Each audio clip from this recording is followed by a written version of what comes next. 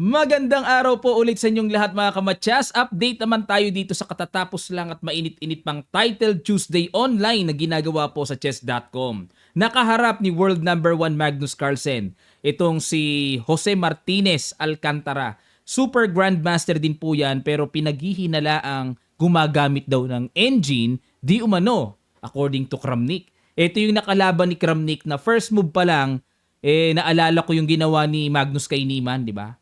Nag-resign kaagad si Kramnik. Pumutok ngayon sa buong mundo. Ngayon, ano naman ang facing dito ni Magnus? I-resign ba yung first move? O ilalaban hanggang dulo? Tingnan natin ang naging resulta ng bakbakan nila. White dito si Jose Martinez, nag-E4, G6 si Magnus, nag-D4, Knight F6, Bishop D3, dinipensahan pero binigyan kaagad po ng bad move. Dapat daw ang tira dito ay E5 kagad. Ayun, dahil samantalahing patakbuhin ang knight na yan, dito pupunta sa H5. Kasi kung dito po sa D5, C4, habulin talaga yan hanggang dulo, parang Alekhine's defense.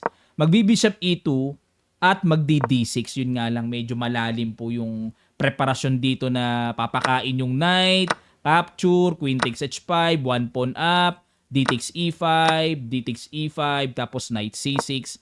Malalim po ito mga kamatyas. Ang kapalit naman ng isang pawn ng black dito ay ang mga maglalabasang pyesa ng black for developments. Malalim yan, malawak. Ayan.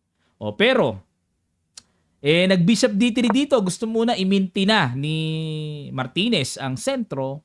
Nag-C5. Ayun, nalagyan kaagad ng X, brand X. Dapat naman daw po ang tira dito ay D6. Ayan, para syempre wala ng E5 na ganun-ganun lang na maatake ang knight. O pero, nag-C5 dito, C3, maintain, brand X move. Ang branded move daw po ay D5, occupy the center, para manikip ang galawan dito ng black. Okay, pero balik tayo sa C3, maintain lang, Bishop G7, nag-Knight to F3, castle, castle, at kumapture sa D4, C takes D4, Knight C6. Grabe, kakaiba talaga. Kakaiba talaga. At sa usapan pong novelty, yung Knight C6 ang new move dito dahil sa madalas sa pagkakataon, D6 ang ginagawa dito. Ayan, pangalawa, D5 para mayroon ng partisipasyon sa sentro ang pawn. Pero dito, Knight C6. Wini-welcome ni Magnus. Come on, baby. Parang D5, atakihin ng knight o kaya E5, atakihin ng knight. Pero hindi matinag dito si Martinez. Bahala ka dyan. Iyon na ang sentro. Knight C3, develop lang. O, di nakipagsabayan na si Magnus. Ayaw mo talaga, ha? O, yan. D5, E5, good move. Bakit po nilagyan ng mark? Kasi pag kinapture naman yan, lugi naman ang puti dito. After knight takes D5, tingnan nyo naman yung D4. Isolated, mapag-iinitan yan hanggang dulo. Up to the middle game, maaalangan pa yan pagdating sa endgame. Kaya, ini-E5 talaga yan. Knight H5 ang ginawa dito. Ayan, medyo nasa gilid, parang nakakatakot at tipong G4 kulong. Pero hindi po magaganap yan basta-basta kasi may bishop naman na nakaabang.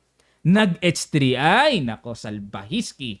Ayan na, kukulungin na ang knight sa H5 at napilitan na ditong mag-react si Magnus with F6 at nag-E takes F6. Ayan, teka muna mga kamatyas. Sigurado, mapapatanong kayo. Coach, teka muna. Bakit hindi pa rin G4? Kulong naman yung knight sa H5. Ano mayroon dyan? Mag-F takes E5 kasi. May ganyan. Tapos, mag-G takes H5, E takes D4, atake. At pag tumakbo ang knight, halimbawa lagay natin sa A4, pagpalagay na mag-E5. Yan naman po ang napakatinding kapalit. Massive center pass pawns na nako. Grabe, ang tindi niyan. Etc. mga kamatyas. Makapal yan sa sentro. So, binawasan ni Martinez, tinanggap niya muna yung exchange.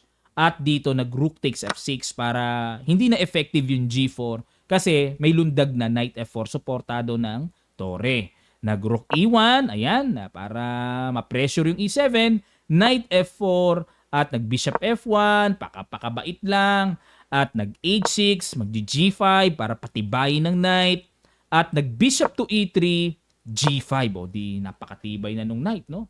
Rook c1, si Alcantara naman ay tuloy lang sa paghahanap ng tamang pwestuhan. Sino ang tulog na pyesa gisingin, develop. Nag-bishop f5. Bumitaw si Magnus dito ng alanganin tira po. Dapat ang tira ay rook f7. Bakit kaya? Ano ang kinalaman ng rook f7 na yan? Maiintindihan po natin. Dahil after bishop f5, bad move ni Magnus, pinitas muna yung knight at dito po malapasel na hataw. Pakiguess nyo, brilliant move. Sa ilang sandali lang, tutuloy kagad natin. Start.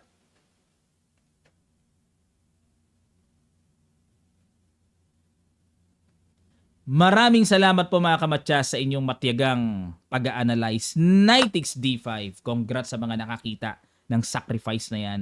Na pa-rook d6 na lang dito si Magnus. Ibig sabihin, hindi pwedeng capturein po yan kasi pag kinapture, tusok ang queen, aroy ang sakit. 'Di ba? Yun na yung tirang rook f7 na dapat na pinakita ko kanina. Walang ganyan na magaganap kasi yung tore nakatakip sa king. 'Di ba? Balik tayo. Napuwersang mag-rook d6 and another brilliant ang binitawan dito ni Jose Martinez. Rook takes knight. O baka naghihinala na kayo sa engine ha. Hindi kayo nakakasiguro. Wala kayong ebidensya. O sacrifice. Ito ang kinapture ngayon. Mukhang napapaisip na si Magnus dito Teka muna mga kamatsas. O, para malinaw lang no. Coach, ba't hindi kinapture yung tore na yan? Kasi mayroon pong knight takes e7, tangay ang bishop, double Check. 'Di ba? Overwhelming ang puti diyan sa dami ng piyesang makukuha. Kaya, sa knight na lang kumapture and nagpakabait muna, rook c1 bumalik. King h8, queen to b3, pressurize. The b7 at nag-rook d6. Ayan, medyo nagkakarga rin dito si Magnus. Sige, kainin mo nga. Kung matapang ka. Pero nag-bishop d3, yan lang po ang hinamon. Kasi, pag kinapture ang b7 na libre, mayroong, yun lang ang lalim e6. Ine-expect ko sana rook b8 Pero e6 lang daw. O malalim. Pero maganda rin pala yung queen takes b7 lalabas, no? O pero balik tayo dito sa bishop d3, nag-rook b6. Ayan, inawat na yung queen na kakapture, queen a3, tinanggap na ang exchange, queen takes, and nag-rook takes b2, nag-rook e6. Ayan na, nagbabalak dito si Martinez na kung paano makakawagwag ng malakas na atake dyan. Rook b6. Ayan, medyo nagtamang hinala dito si Magnus. Nako, mahirap na. Baka pumatong ang tore at kung ano pa mangyari. Bawasan. Ayan, gustong bawasan. Nag-rook ce1. Binawasan na nga. Takes. Nag-rook c8 para may mga pasimpleng sundot.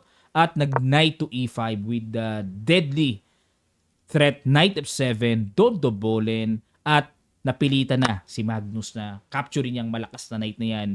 Pero, mga kamatsas, sa hindi inaakala ni Magnus, meron na palang ibang sayaw na hatid ang tore na yan. Rook takes h6 check muna, king g8, queen h7 check, king f8, saka pumitas sa bishop at napilitan po ditong mag-resign si world number 1 Magnus. Ano po sa palagay nyo? Ano sa pakiramdam nyo? Mala-engine ba? Malaniman ba ang datingan nito? Ang accuracy percentage ni Jose Martinez ay 92.6 while kay Magnus ay 79.3 accuracy. Ayan. Bakit po nag-resign dito? Kasi kung makacheck man, aangat lang. At kung mangarap man ng black na siya ang unang makakamate, pero may check dito, mangyari, may kantsaw ka pang baon-baon pagkatapos. Namatipon si Magnus. Kaya hindi na po pinagpapatuloy yung mga ganyang bagay, nire-resign na. Paglabas mo ng playing hall, namatchaspon ka, ow! Diba? Medyo, kaya nire-resign na po yan sa ganyang top level chess. Hindi na pinapakita yung talagang marder na matipon. Okay mga kamatsas, dahil dyan si Magnus ay naging pang-anim. Dahil napuwing siya kay Jose Martinez, meron pang ibang nakatalo sa kanya Pero 9 out of 11 rounds. Ang nag-champion dito ay si Paravian. Okay mga kamatsas, yan po ang update natin sa katatapos lang na late edition ng Title Tuesday na malakasang torneo na nilalaruan nga ni Magnus Palagian Kaya malakasan po ito. Update tayo. makatas natin ang mga kaalamang dapat nating makuha para mag-improve lalo ang paglalaro natin. Maraming salamat po mga kamatyas. Sana po natuto kayo. At sa mga gustong mag-avail ng ating Kamatyas merchandise, available lang po sa ating Shopee link, Kamatyas Sporting Goods Shop. Mag-avail na kayo, papadala namin sa inyo door to door. Maraming salamat. Magkita-kita pa tayo sa mga susunod pang videos.